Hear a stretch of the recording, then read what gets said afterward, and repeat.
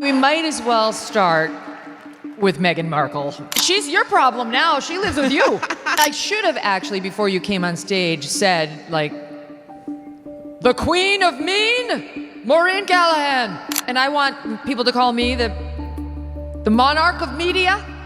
Yeah. Meghan Kelly. We should not walk into any room without being announced, because that's what the Duchess of Sussex would like. Something in Meghan Markle's carefully constructed fairy tale is finally starting to fracture. The glossy facade, the feminist icon, the misunderstood Duchess, the Hollywood humanitarian, is beginning to crack under its own weight. But first, subscribe and turn on notifications, because what's coming later in this video might just change the way you see Meghan Markle forever. We're pulling back the velvet curtain on the illusion, and what's behind it is far darker than most people dare to admit. Well, this is too, like, when I read it, I thought this can't be real. I actually read the paragraph over to make sure it was too good. So she's got this journalist who is going to visit her at this borrowed Upper East Side townhouse. And it doesn't say who owns the townhouse, but they're wealthy enough to have a glass elevator. Not for nothing, it might be Amy Griffin. Stop. It might be. She has a big townhouse on the Upper East Side, the one who wrote The Tell that Maureen took down. Yeah. But in any event, keep going. So the journalist shows up and knocks on the door, and some kind of house manager answers the door. And Meghan is nowhere to be seen, apparently, but she's in the house somewhere. There's nobody else in the house. And then the house manager says, Meghan, Duchess of Sussex. And it's so deep. It's so unhinged. It's like, it's Norma Desmond on steroids. Yes. It's not even like Meghan is the one arriving. Right. You would think she would. She's already in the house. For years, Meghan Markle has tried to control the narrative, to sculpt her public image as a woman wronged by the establishment, silenced by the palace, and now reborn as the voice of modern empowerment. But the thing about control is this: the tighter you grip it, the more it slips through your fingers. And that's exactly what we're watching happen in real time. This isn't just another celebrity profile gone wrong. It's a portrait of a woman whose myth is collapsing under scrutiny. When journalists describe a duchess needing to be announced in her own home, when every anecdote feels choreographed for sympathy and admiration, that's not authenticity. That's theater. It's performance art disguised as vulnerability. But where are we coming from? Like the cupboard? Like The sofa? were we in the attic going through? You know, it's so, like, I was thinking it would be like going to your studio. Normally when I go there, like, Abby's there, and that's it. Yep. And you're not even there yet half the time. And it would be like her opening the door for me and going, Meghan Kelly, queen of podcasting, with you nowhere to be seen. Yeah.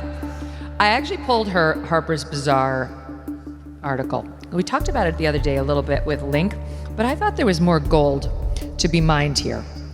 So I want to go through a couple of these quotes, okay? You pointed this out on The Nerve. We didn't get to it. Has there ever been an article written about Meghan Markle that did not raise the 11-year-old little Meghan Markle? And you know what she did, Maureen. Then there's the famous 11-year-old letter. For years, we've been told that little Meghan, wise beyond her years, single-handedly took on a major corporation to fight sexism in advertising. It was supposed to be her feminist awakening. But now, the truth is unraveling. The so-called empowering act wasn't a lightning bolt of moral clarity. It was a class project. And that revelation matters, because it exposes a pattern of myth-making. Every part of Meghan's story, from the letter to her royal exit, seems to orbit around one idea. The world has wronged True. me. I should have actually, before you came on stage, said, like... But when your legend is built on half-truths, eventually, the foundation gives way. Yes, she wrote a letter to a dish detergent company. Yes. It was she was assailing the patriarchy. This origin story bugs me like no other, because she makes it sound like it was an auto-generated act of incipient feminism, and really it was a class project. Oh, it was? I Yes. didn't know that. It was a class project, and I would like to put out an open call, just much as at the Nerve we're looking for Stedman Graham. I think he's buried somewhere on that estate Stedman. in Montecito. We have a silver alert out for him. I would like anyone who went to school with Meghan in 6th grade, like any of the boys especially who wrote that letter to, what was it, like Procter and Gamble? Yep. They managed to put that into every article about her because they want you to know how incredibly strong and brave she was, even at age 11. And that winds up in this article as well. The writer says, when I ask Meghan what she hopes her kids see when they see her working, she tells me, I hope they see the value of being brave. Okay, sure. Okay, but then here's the best part. She follows it up with, they saw it when the jam was just a pot on the stove bubbling. Like, what? So she's courage because she boiled the jam and the children saw the jam boil, which is they're inspo to be courageous? Now, let's talk about the cracks that are impossible to ignore. From bizarre interviews that seem more like self-worship than self-reflection, to public comments about how much her husband loves her, as if love were a competition, the tone deafness is staggering. These aren't just awkward quotes. They're windows into something deeper, a craving for validation that no title, no podcast, no photo op can ever satisfy. Even her supposed bravery moments, like watching jam bubble on a stove, are framed as grand acts of courage. Is it bravery or delusion? I'm going to push back a little. I want to give some credit for her bravery. We talked about this like just last week on your show. I nominate this for photo of the year. As I said to Meghan, like, you can give me images of war-torn Ukraine, anything. The image of a drunken Prince Harry leering at Kris Jenner's rack at her 70th birthday party while Meghan stands there like an imbecile, just beaming at Kris while her loser husband is over here like, oh. That's some bravery. She's taken some flack this week. That actually was pretty courageous of her. All right, wait, and I have one more.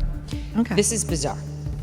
This is the first time I've actually brought notes out to the stage on this tour, but this is just too good. I have Maureen here, I have Meghan Markle and Harper's, and what I have here is the weirdest comment about Harry. She puts her hand on her heart when she talks about her husband. Don't you all do that when you're talking about your husband? I don't go anywhere with it. My D. That sounds weird. That You're sounds not like pledging allegiance to your D. Okay. So she says, H. He loves me so boldly, fully. And then she says, no one in the world loves me more than Harry. Now that's a strange thing. I'm sorry, but literally think about it. Just take a second to think about it. Who ever talks about their spouse that way? Like, no one loves me more than Doug. Who's ranking the love in their life? And like, the spouse is number one. He's number one. He loves me more than anybody. Meanwhile, I don't think it's a stiff competition in Meghan Markle's life. Public perception is shifting.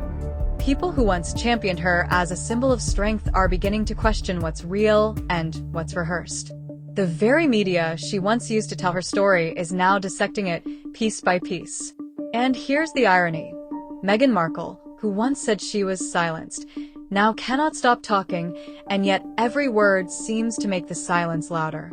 The authenticity she craves is dissolving because the audience can sense the artifice. So, what happens next? If the public turns fully against her, where does that leave the Sussex brand, built entirely on perception, empathy, and truth? Could this unraveling cost her future media deals, or even her carefully guarded relationship with Hollywood elites? Oh, great point. Great point. It's evidence, A, that she's a terrible actress. She's, it's very literal. Yes. And then she's always saying how much he loves her without ever saying how much she loves him. Yes, her narcissism. Right? It's complete narcissism. It's the same with the children. Like the writing of the letters and the emails every night to both individually before bed, which is not happening, but she says, is so that when they get older, they can see how much she loved them. And my prediction is they will both be leaving the continental United States as soon as they're of age, never to return. Totally, especially when they find out they have whole castles that are available to them across Multiple the pond. castles. Now that Andrew's out of the picture, things have loosened up even more. Hanging out with Tyler Perry, running with the King of England. Okay, so she's the gift that keeps on giving. What does Prince Harry's role become when the world starts questioning not just his wife's credibility, but his own judgment in standing beside her? There's a storm forming on the horizon. The cracks aren't just in the public image, they're in the story itself. The myth of Meghan Markle was always about reinvention, but reinvention requires truth. And as more people look closely, truth is becoming her greatest threat. So the question now is simple. When the final piece of the facade falls away, will Meghan Markle still stand as the empowered woman she claims to be, or will she be remembered as the architect of her own downfall? Stay tuned, subscribe, and tell me in the comments, has the illusion finally shattered, or is this just the beginning of Meghan's next act?